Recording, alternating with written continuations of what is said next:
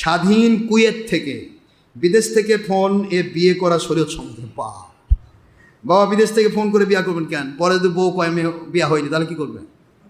তো আপনাদের জন্য আমার খাস দোয়া থাকে, বিদেশ থেকে ফোন করে বিয়ে করা যাবে না বাবা। আমাদের আহলে সুন্নাতুল জামাতের ফতোয়া এটা চলবে না, কোনো ফতোয়ার কিতাবে এটা নেওয়া হয়নি। ফোনে কোনো বিয়ে হবে না। বিবাহ করতে গেলে অবশ্যই বরকনে এক জায়গায় আসতে হবে এবং সেখানে ইজাব কবুলের ব্যাপার রয়েছে, দেখা সাক্ষাতের ব্যাপার রয়েছে। ছবিতে যে ছবি দেখা যায়, ছবি তো এমনিই হারাম। কথা কি বোঝা যাচ্ছে? হারামের মধ্য দিয়ে হারামই আসে, হারামের মধ্যে দিয়ে ভালো জিনিস পাওয়া যায় না। সুতরাং মেয়েকে ছেলে দেখবে, ছেলেকে মেয়ে দেখবে। ছবিতে কালো মানুষও ফর্সা দেখান যায়, ফর্সাকে কালো দেখান যায়, বিকলাঙ্গকে ভালো বানানো যায়। ছবিতে বিভিন্ন কিছু করা যায়। এখন কাটসাট, এখন বহুত কিছু চলছে, কেটে সেটে সাইদিকে চাঁদের মধ্যে ঢুকাই দিছিল। কথা করছেন না কেন? হতেই পারে। এখন তো শুটিং চলতে সব জায়গায় এই সমস্ত কাজ হচ্ছে।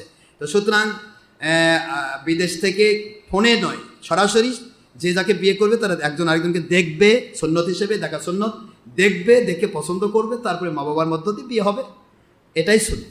এর তরিকার বাইরে আহলে সুন্নাত ওয়াল জামাতের খেলাফ। ফোনে বিয়ে করে যাবে না বাবা আমার।